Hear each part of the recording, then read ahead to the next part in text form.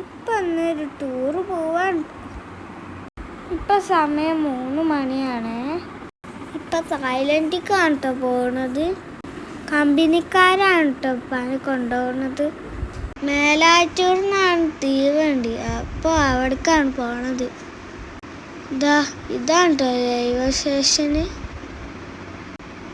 അവിടെയൊക്കെ ഇപ്പം പണി നടന്നുകൊണ്ട് ഇരിക്കുകയാണ്.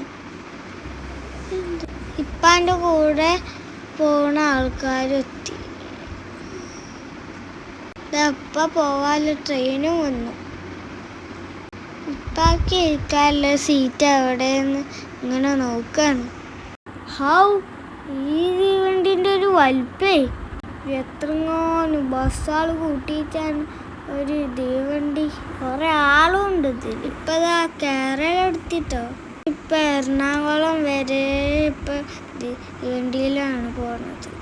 അവിടുന്ന് പിന്നെ വിമാനത്തും പോകും.